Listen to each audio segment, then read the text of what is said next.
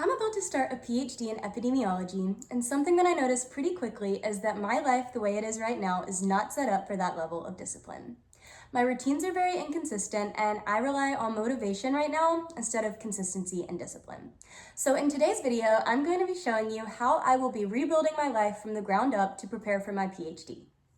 So to give you guys a little bit of a background, I have had about like a 2-year gap period between my master's degree and going back for my PhD. And during these 2 years, I've been working full-time as a research coordinator and part-time as a personal trainer.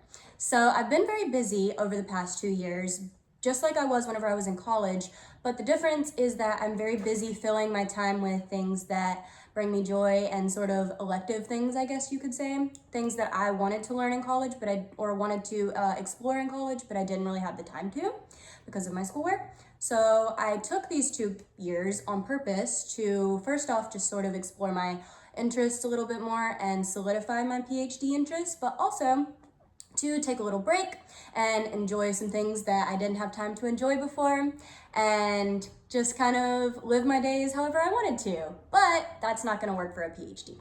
We have to get back into a steady structure, a steady routine, and work blocks and all of that, and also leaving time for fun. I have to structure that in too. So that's what we're going to be doing in today's video. So something that's going to be a little bit different for me moving into this PhD is that everything kind of depends on me. So in case you aren't super familiar with a PhD, it is a research-based degree, and you can use it to work in the industry, or so like for my case, for epidemiology, that would be like the CDC or the World Health Organization, health departments, things like that. Or you can become a professor and work in academia. But whichever one of those routes you take, it's kind of up to you to really make those connections in your PhD and get what you need to actually get those jobs. You have an advisor and they will be leading you. That is their job. But at the end of the day, it's very much a self-motivated sort of degree. So I can make the most out of it, or I can waste 4 years basically. So I'm really trying to optimize my schedule now ahead of time so that I can really make sure that I make the most out of it and set myself up for the best possible career after my PhD. Some things that's going to entail is a PhD is going to require a lot of that self-discipline and a lot of putting myself out there, trying to intentionally make connections with people and really pushing myself to work and making my own deadlines, because like I said, my advisor will help a little bit with that, but it looks better and will set me up better for success in the long run if I can do a lot of that myself too. So that's what my plan is. My cat wanted to say hi, I guess. This is Jelly Bean. This is my cat, Jelly Bean. Say hello, Jelly Bean. She is not shy. So the first thing that I started with is 3 simple non-negotiables. So the first thing is going to be a consistent bedtime and wake up time every day. I want to go to bed between 9 and 10 every night, and I want to wake up around 6 in the morning right now. And then the second thing is daily movement. I want to continue to move my body every single day to some extent. I don't mean like an intense exercise every single day, but at least going for a walk or something like that every single day, and 3 to 5 days of intense like actual exercise. And then also a dedicated deep work prep block every day. So this doesn't have to be super long, as long as I do something to kind of get myself a little bit more brushed up on the topics in my PhD, kind of refresh my memory, or anything like that will count. So just anything that's helping me is gonna count for that. Something that I'm really trying to keep in mind while creating this is to start small. I don't want to burn myself out before my PhD. I want to come in refreshed, but also motivated, disciplined, and ready to work. As far as my accountability goes for this, I am hoping to just do something every single day. So consistency is more important than output, basically. I really just want to make sure that I'm getting into these good habits now. Even if I don't produce a lot, I just want the habit to be solidified, and then I can worry about like actually producing a lot of work once I'm in my PhD program. So now I'm going to elaborate a little bit more on what I hope that my days will look like. So starting with my mornings, like I said, I'm hoping to wake up around 6 every morning, maybe 5:30 if I'm gonna do like a morning workout that day. But a nice early wake up, and I love slow mornings. So I'm really trying to, this is my other cat, Mason, who also wanted to say hi. So yes, my cats. But my mornings, I really want to start the day with some meditation and maybe either a yoga session or just sitting down and kind of closing my eyes and just sort of preparing mentally for the day. So one of those two things. I was doing that more whenever I first moved to Atlanta after I graduated from college, but I sort of fell off of a lot of that in this past year.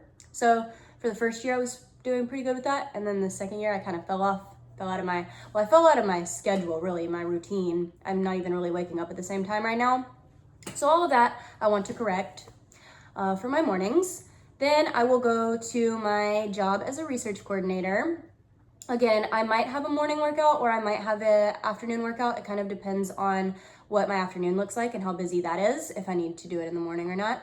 But I'll go to my job as a research coordinator. My hours right now are like 7 to 3:30-ish, but I live right next door, so it's like a 2-minute commute.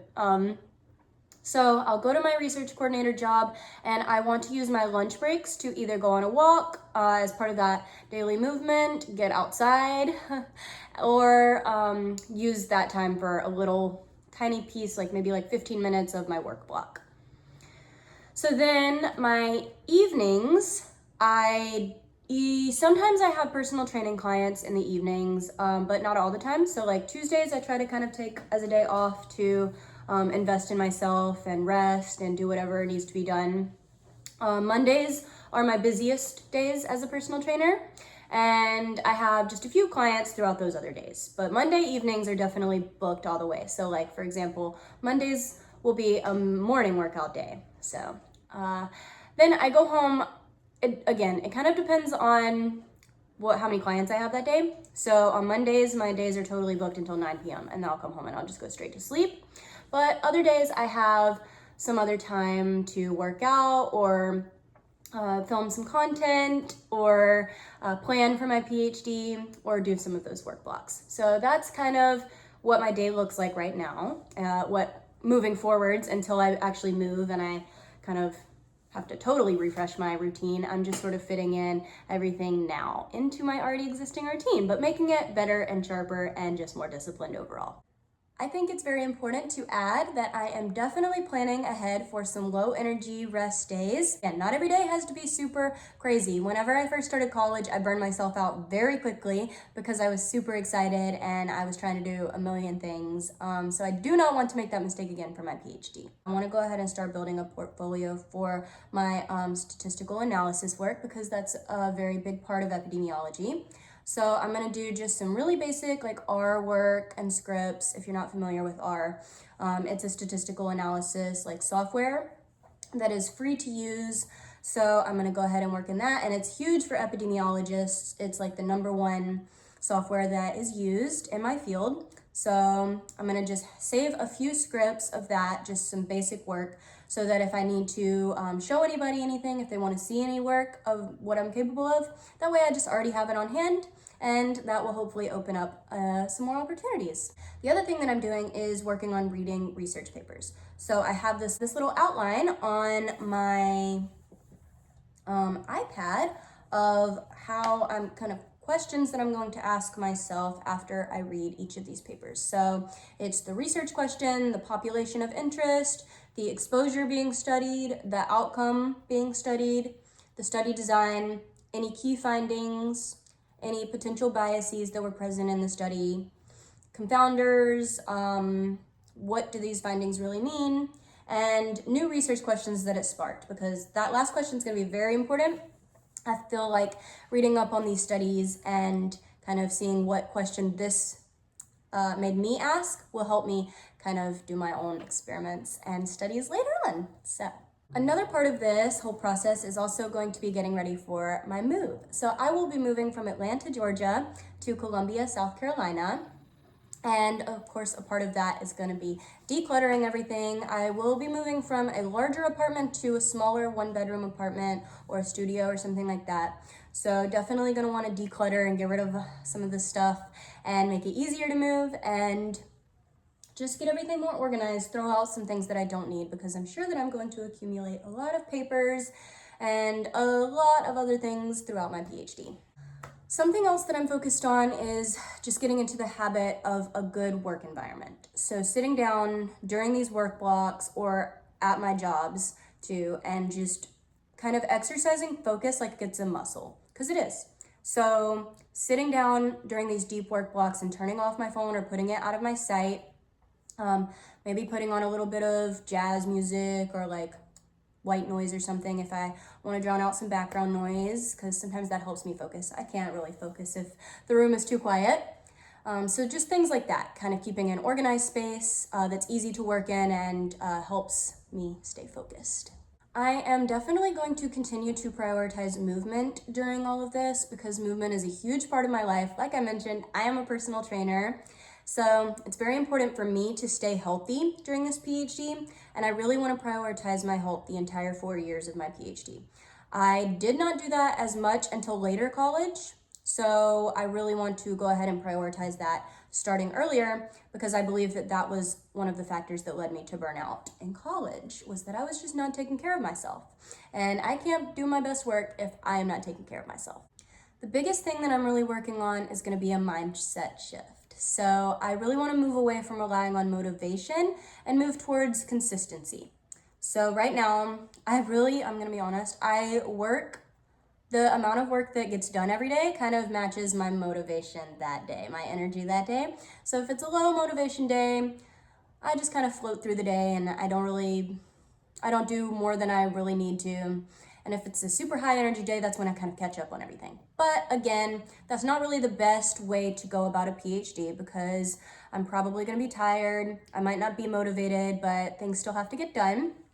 So I just really want to move towards consistency. Did I try to do did I try to do my basic daily activities today? Yes or no?